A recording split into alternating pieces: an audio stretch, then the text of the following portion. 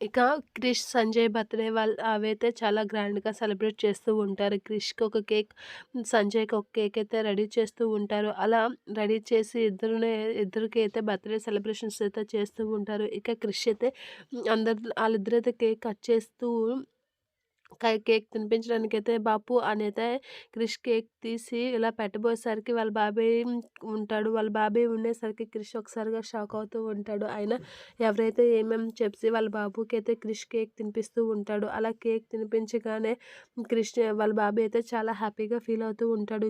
వాళ్ళ బాబాయ్ కూడా క్రిష్‌కి కేక్ తినిపిస్తూ ఉంటాడు.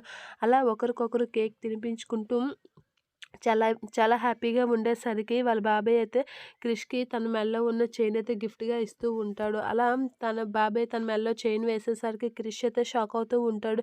ఏంటి బాబాయ్ నా మీద ఇంత ప్రేమ చూపిస్తున్నాడు అనైతే షాక్ అవుతూ ఉంటాడు క్రిష్. ఇక వాళ్ళ చెల్లి అయితే మరి సంజయ్ అన్నయ్యకి నాన్న గిఫ్ట్ అని అనేసరికి మహాదేవయ్య అయితే నేనిస్తాను అనేది అంటూ ఉంటాడు. అదంతా చూసి భైరవి షాక్ అవుతూ ఉంటుంది. ఇక మహాదేవయ్య అయితే సంజయ్‌కి తన మెడలో ఉన్న చైన్ తీసి సంజయ్ మెడలో ఏస్తూ ఉంటాడు. ఇక వాళ్ళ బాబాయ్ అయితే అలా చూస్తూ ఉండిపోతూ ఉంటాడు. ఇక సత్య అయితే మహాదేవయ్య దగ్గరికి వచ్చి ఇలా అంటూ ఉంటుంది.